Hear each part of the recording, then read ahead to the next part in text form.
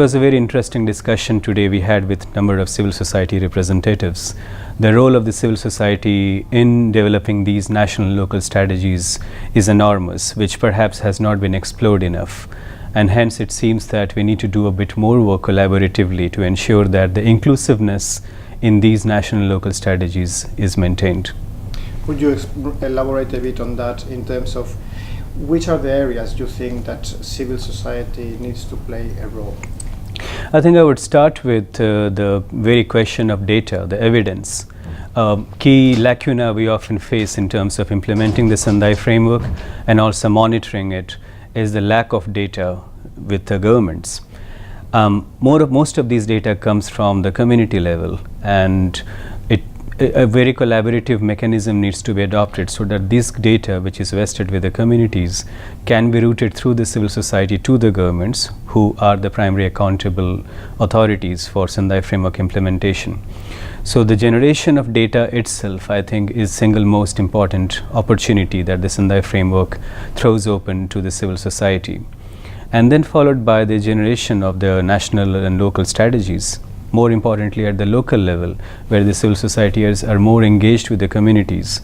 The contextualization of the local strategies will be very much informed if the civil societies are properly engaged at the local level. Could you tell me your personal vision for the Sendai framework? What would be personally, what would you like to see the implementation of the Sendai framework, and how would you like to see?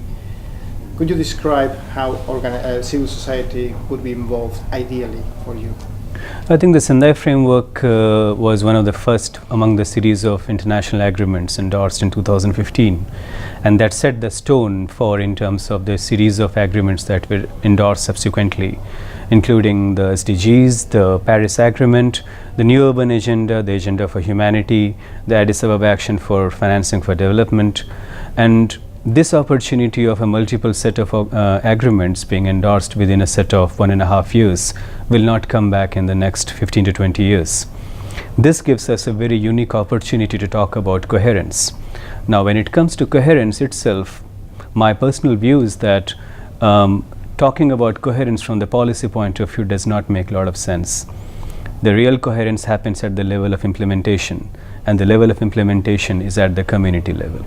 And hence I see a huge role for the civil society to ensure that when it comes to the community level, it does not really matter whether it is Sendai framework or Paris Agreement or SDGs. What matters is their day-to-day problems. And that's where civil society can bring in their perspective in terms of the real work happening at the local level, and hence ensure that coherence is translated from policy to action.